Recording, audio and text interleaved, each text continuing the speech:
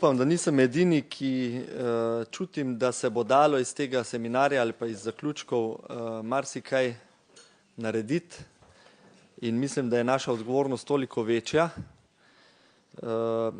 ker smo dobili dobre podlage za naše delovanje.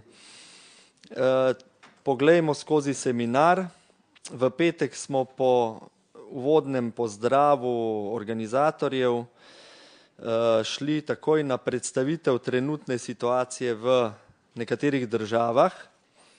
Matej nas je s pomočjo udeležencev seminarja uvedel v stanje na Češkem, Slovaškem, Bolgariji, Nemčiji in Sloveniji. Ugotovili smo, da so sicer položaji malenkost različni, recimo spomnim se zelo nizke stopnje brezposelnosti mladih na Češkem. Sem bil kar osupnil sem, ko sem videl, kako smo recimo mi slabi v primerjavi z vami. Videli smo velik napredek Bolgarije v zadnjih letih, ki je, bi rekel, zmagovalka stopnje znižanja brezposelnosti v kratkem obdobju. In na to smo se, spomnite se, z zelo zanimivo dinamiko sestankov v 6 urah na hitro hkrati spoznali in pogovorili o nekaterih osnovnih pojmih, ki smo jih na tem seminarju obravnavali, torej fleksibilnost, varnost, pričakovanja od zaposlitve in tako naprej. Na to smo šli na odnos mladih do trga dela. Neža Repanšek je moderirala pogovor po predstavitvah Katrin iz Bolgarije, Sarah iz Nemčije in Leonide iz Slovenije. Spomnim se, da nas je ta pogovor kar izzval. Bil je močno provokativen. Izpostavili smo vprašanje, kaj je neoliberalno izobraževanje, neoliberalno pričakovanje delodajalcev od delavcev. Zakaj se mladi vedno manj, oziroma tako bom rekel, zakaj so mladi vedno bolj apatični, v stiski, v stresu, zaradi prekarnosti in zakaj jim mogoče rečemo celo izgubljena generacija.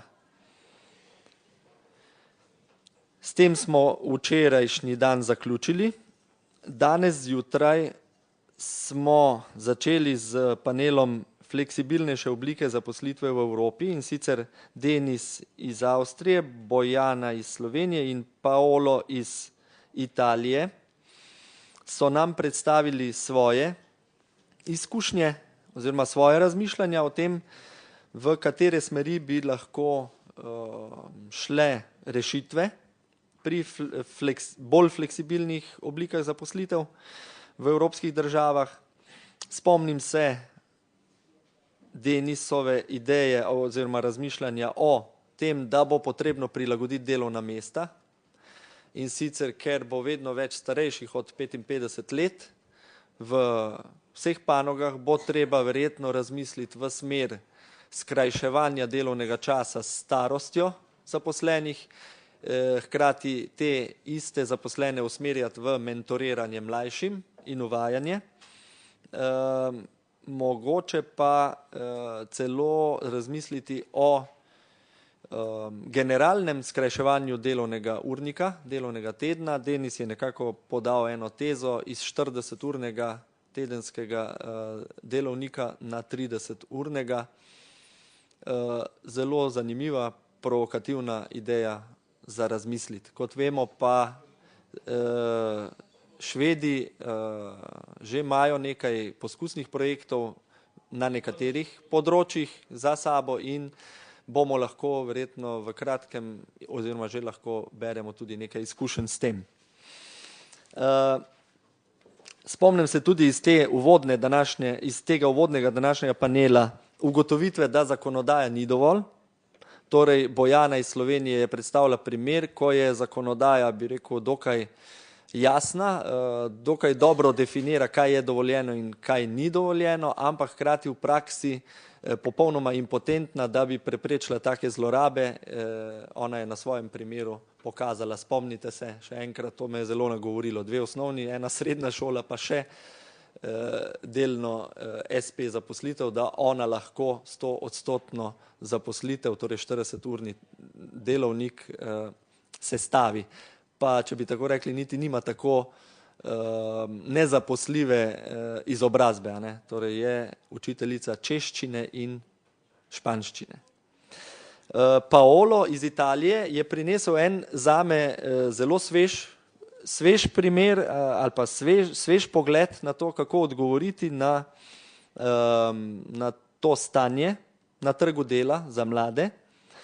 In sicer se njegova fundacija zelo neodvisno, kolikor sem razumel, in veliko pomeni neodvisnost, neodvisno povezuje z različnimi podjetji, predvsem visokotehnološkimi, in z njihovim sodelovanjem pomaga mladim razvijati kompetence, znanja in jih informira, da lažje vstopijo na trg dela, predvsem pa v takšna podjetja, s katerimi so povezani. Spomnim se tudi njegovega poudarka, da sta fleksibilnost in varnost zelo povezani in da sta obe zelo pomembni in da je pomembno sodelovanje, torej sodelovanje podjetij, izobraževalnega sistema in seveda politike. Predzadnji panel danes je bila okrogla miza, kjer so bili gostje državni sekretar, potem gospod Škoberne iz enega startupa, potem gospod Pliberšek iz večjega podjetja, proizvodnega podjetja in gospod Kolednik iz novinarskega področja. Mene je zelo izzvalo to njihovo poudarjanje, da v Sloveniji obstaja neenakost pred ustavo in zakonom, potem klic po preprostejši zakonodaji, država naj poskrbi za čim bolj preprosto zakonodajo, ki ne bo povzročala neenakosti in krivic, in pa državni sekretar in gospod Škoberne iz startupa sta pa izpostavila stvar, o kateri še nismo mogoče toliko razmišljali, in sicer the future of work, prihodnost dela, digitalizacija, nove oblike zaposlitev, potem želja zaposlenih v visokotehnoloških mednarodnih podjetjih po novih oblikah ureditve dela.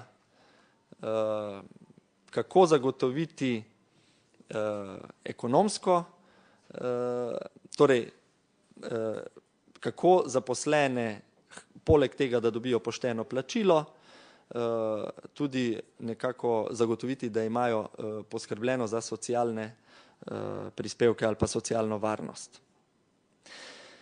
In zaključili smo z gospo Kalliopi, Rosvito in Katrin, izmenjavo primerov dobrih praks, kjer pa mi najbolj ostaja to, da se mora tudi Evropska unija pogledati v ogledalo in nekako reagirati na ugotovitev, da vsi ukrepi v preteklih 20 letih niso obrodili sadov,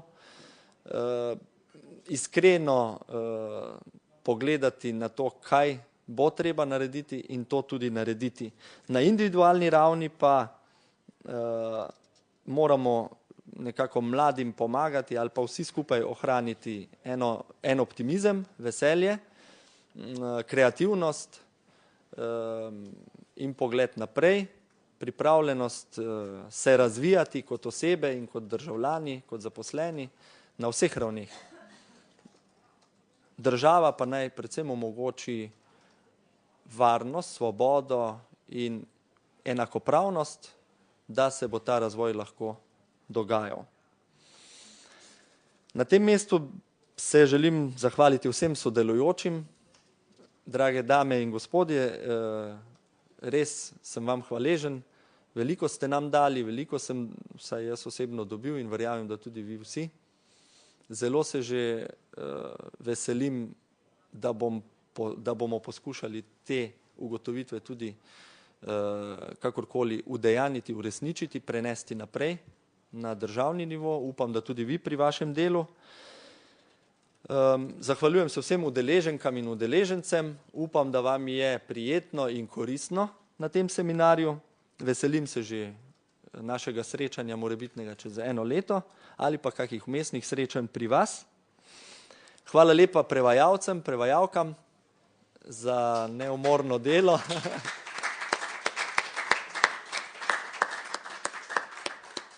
Nekako sem začutil, verjetno tudi vi vsi, da se oni že držijo tega načela tudi veselja pri delu in malo smisla za humor, ker je vsaj prevajalec v slovenščino večkrat začinil z zelo prijetnimi, malo umestnimi pripombami ali komentarji, ki so me tudi nasmejala.